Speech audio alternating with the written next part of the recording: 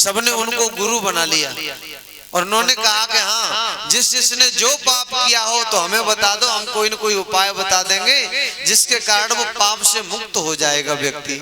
अब सब लोग आ रहे हैं, अपना पाप बता रहे, महाराज मैंने ये पाप कर दिया, कहा तो तू ये काम कर ले, तो मैंने ये कर दिया तो तू ये काम कर ले। किसी ने कहा मैंने आज किसी को गाली दे दी, कहा तो आज पूरे दिन मौन व्रत धारण कर ले।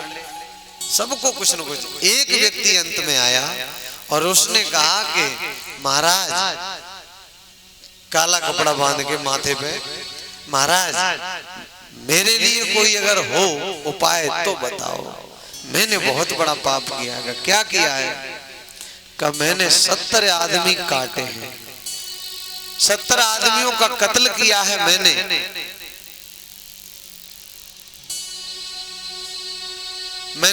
70 आदमियों का कत्ल किया है, उसके लिए कोई उपाय हो तो बताओ। अब महात्मा को चक्कर में मर गए कि ये बड़ा अजीब आदमी मिल गया, हकीकत में इसका तो पाप बड़ा विलक्षण है। अब कि क्या बताऊं इसे, महात्मा खुद उलझ गए। लेकिन महात्मा के मन में आया कि बताना तो है ही, फंस गया मैं। तो महात्मा ने कहा ऐसा बताओ जो ये भी उलझ जाए। अब महात्मा ने एक काला झंडा दिया और काला झंडा काला कपड़ा लेके चल, इसका झंडा बनवाया, झंडा बनवा के डंडा में लगा दिया, कल ले जा और सारे दुनिया के जितने तीर्थ हैं उन तीर्थों को करना, और जिस तीर्थ में ये तेरा झंडा सफेद हो जाए काले से, तो समझ लेना उसी दिन तेरे पाप छूट गए, मुक्त हो गया तू पापों से। अब उसने कहा ठीक है महाराज, और वो भी मार काट तो कर। ऐसे लोग वैसे होते ना, जैसे हिरण्यकश्यप कितना बड़ा राक्षस भी था, लेकिन तपस्या की तो दीमक लग गई शरीर में, करता रहा। लेकिन ऐसे लोग हटीले होते हैं। और उसने कहा चाहे कुछ हो जाए, तीर्थ जब तक ये सफेद नहीं होगा तब तक लौटूंगा नहीं। अब वो झंडा लेकर के चला व्यक्ति, सब तीर्थों पर गया, गंगा जी में, गया में, पुष्कर, प्रयाग, हरिद्वार, जहाँ जहाँ नैमिषारण्य जितने तीर्थ थे उन सब में गया, लेकिन कहीं भी झंडा सफेद नहीं हुआ।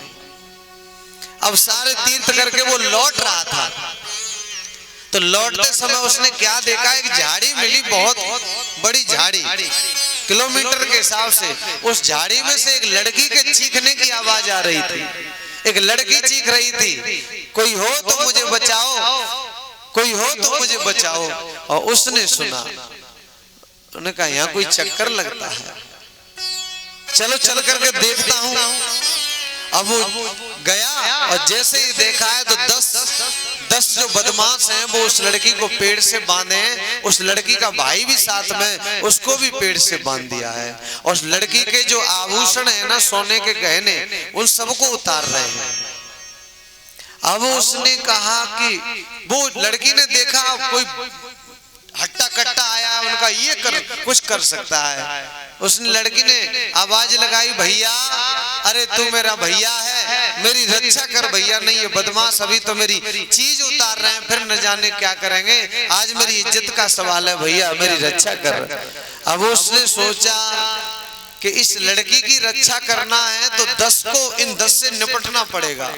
और 70 मारे हैं तो 70 के मारे तो अभी घूम रहे हैं, अभी काले से झंडा सफेद नहीं हुआ, और ये 10 और हो जाएंगे तो फिर न जाने कब तक भटकना पड़ेगा। लेकिन अब जो होगा सो देखा जाएगा, जैसे 70 तैसे ही 80, क्योंकि लड़की रो रही, उसका क्रंदन जो था उसे सुना नहीं जा रहा था। और उसने कहा 70 तैसे ही 80, अब देख ही लेते हैं। अब फरसा तो साथ में था ही, झंडा भी था, फरसा भी था, फरसा नहीं छोड़ूंगा।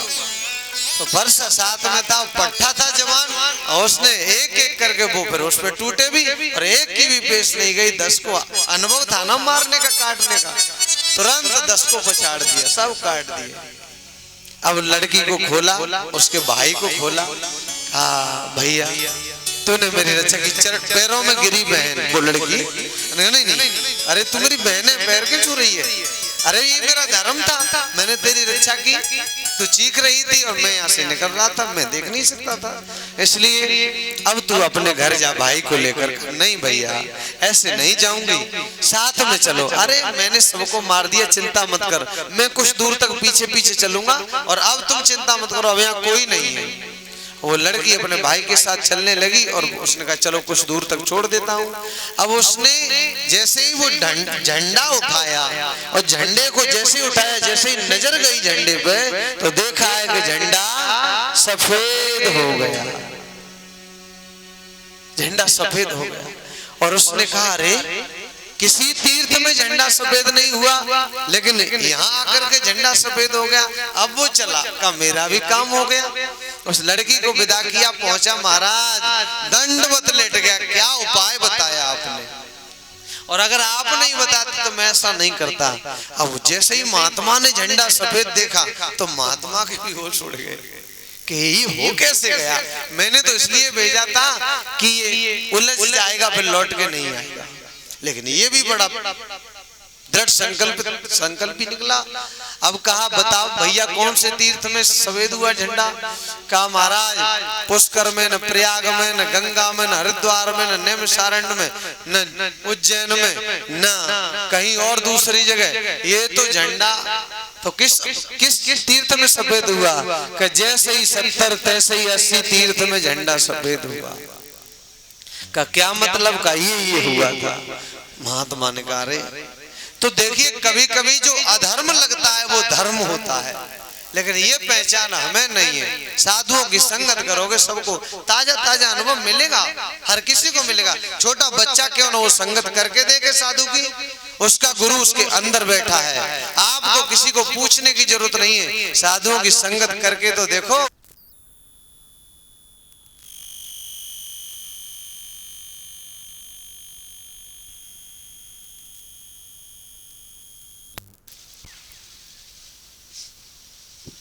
जय जय श्री राधे श्याम।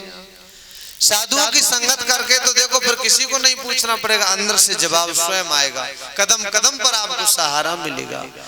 तो ये परिस्थिति के हिसाब से यही परिस्थिति ब्रह्मा जी की है। अब इस समय धर्म अधर्म की कोई बात नहीं है, केवल सृष्टि का विस्तार हो, क्योंकि यही धर्म इस समय।